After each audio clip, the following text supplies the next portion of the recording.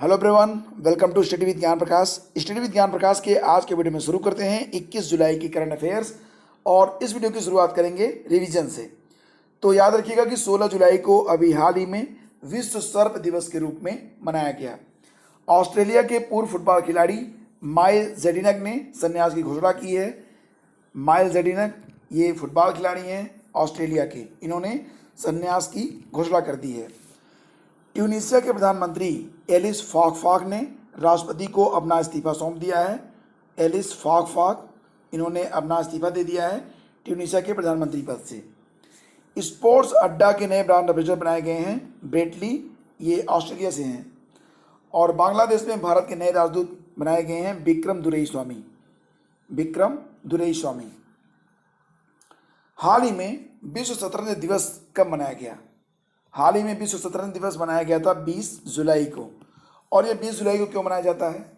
देखिए, 20 जुलाई 1924 20 जुलाई को पेरिस जो कि फ्रांस की राजधानी है, पेरिस में अंतर्राष्ट्रीय शतरंज महासंघ, जिसको आप कहते हैं FIDE, इसका फुल फॉर्म होगा फेडरेशन इंटरनेशनल डेस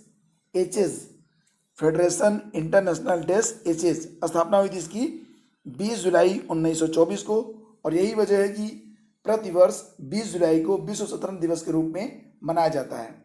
और इसका आयोजन कौन करता है? आयोजन इसका करता है यूनाइटेड नेशन, ठीक है। और वर्तमान में अगर हम बात करें तो फिडे, जिसको आप कहेंगे फिडे, इसका जो हेडक्वार्टर है वो लुसाने में है।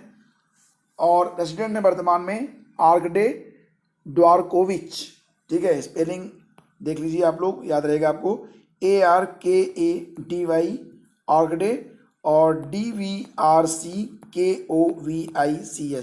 ड्वारकोविच, ये हैं प्रेसिडेंट फिडे के, ठीक है। तो 20 जुलाई को मनाया जाता है विश्व शतरंज दिवस। संयुक्त अरब अमीरात ने अपना पहला अंतरिक्ष यान किस देश से लॉन्च किया है? तो दोस्तों ये देश है जापान से लॉन्च किया गया है संयुक्त अरब अमीरात का पहला अंतरिक्ष यान। देखिए, ये सैटेलाइट नहीं है, यह एक अंतरिक्ष यान है, ये बात जरूर ध्यान में रखिएगा आप।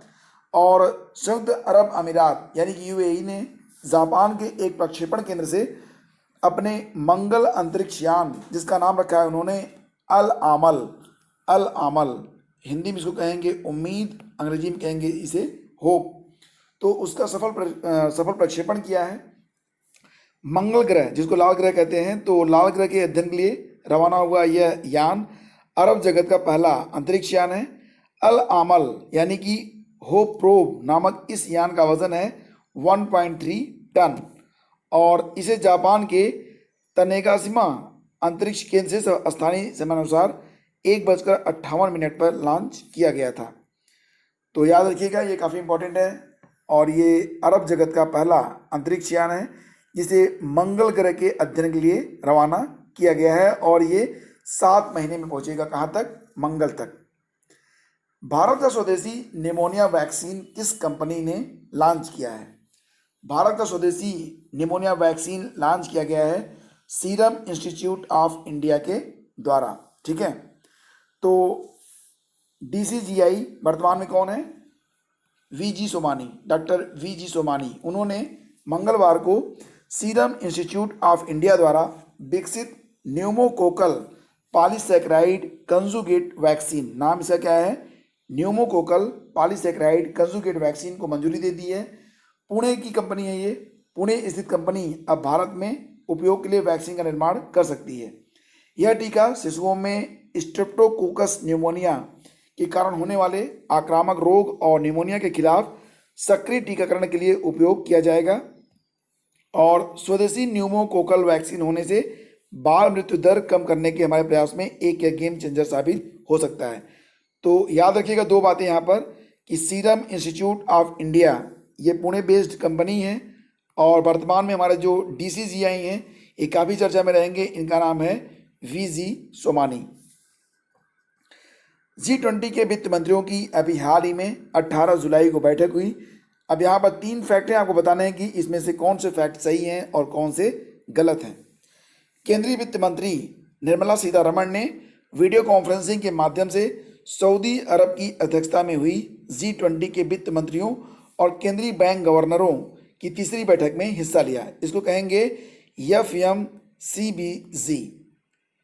केंद्रीय वित्त मंत्री निर्मला सीतारमण ने 18 जुलाई 2020 को कहा कि G20 की कार्रवाई कोविड-19 महामारी से निपटने की सामूहिक प्रतिबद्धता को दर्शाती है। इस संकट के बीच आर्थिक और प्रभावी बनी रहनी चाहिए। G20 के वित्त मंत्रियों और केंद्रीय बैंक के गवर्नरों की तीसरी बैठक वीडियो कॉन्फ्रेंसिंग के माध्यम से हुई थी और इसका आयोजन किसने किया था? UAE ने। ठीक है, तो यहाँ पर सभी कथन बिल्कुल सही हैं और ये आपको बिल्कुल याद होने चाहिए।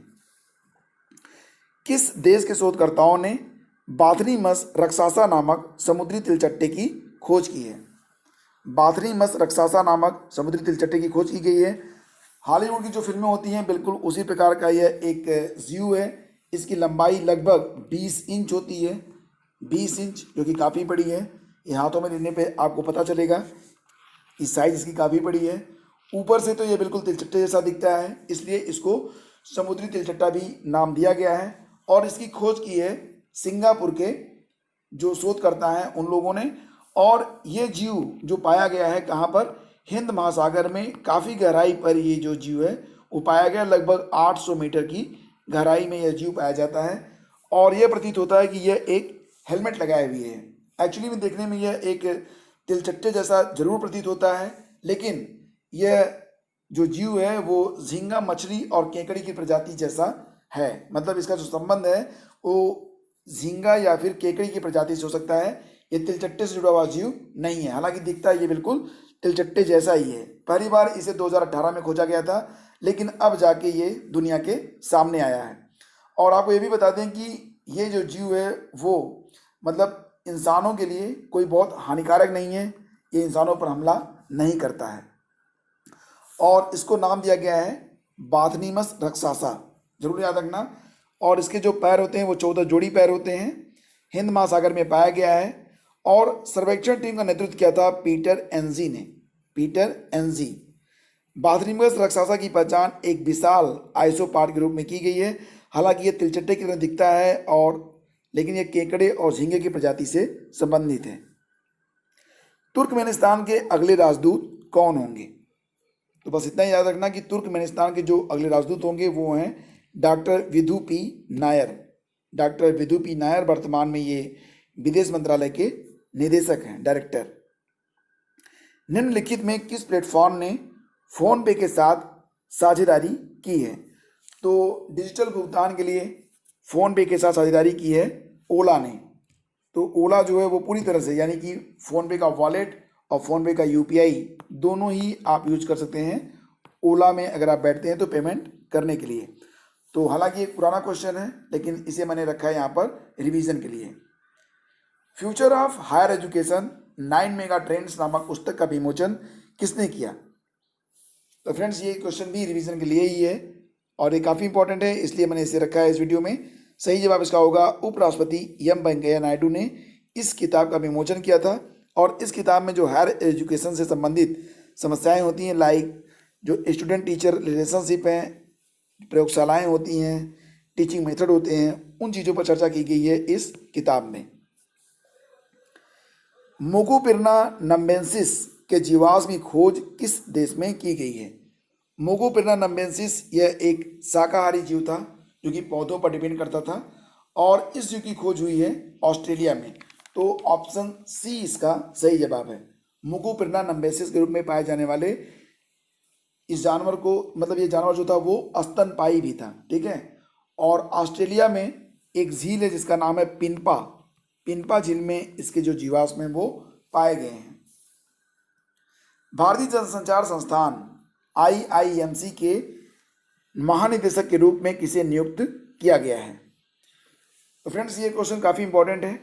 IIMC के जो DG बनाए गए हैं वो हैं प्रोफेसर संजय द्विवेदी। और अगर हम बात करें यहाँ पर ऑप्शन सी की डॉक्टर बिधान चंद्र राय के बारे में, तो डॉक्टर बिधान चंद्र राय जो कि पश्चिम बंगाल से संबंध रखते हैं, ये एक डॉक्टर थे और पश्चिम बंगाल के मुख्यमंत्री भी थे और स्वतंत्रता संग्राम सेनानी भी थे।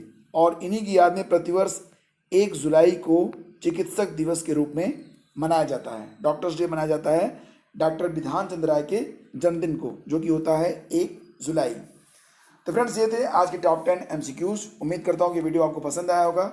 लेक्चर की PDF आपको मिल जाएगी हमारे टेलीग्राम चैनल से। टेलीग्राम चैनल पर आपके लिए क्विज भी आयोजित की जाती है, ज़रूर ज्वाइन करें और पूरा फ़ायदा उठाएं। और चैनल को अगर आपने अभी तक सब्सक्राइब नहीं किया तो कर लें, बेल आइकन को जरूर प्रेस करें और इस लेक्चर को लाइक और शेयर जरूर कीजिएगा। बहुत बहुत धन्यवाद।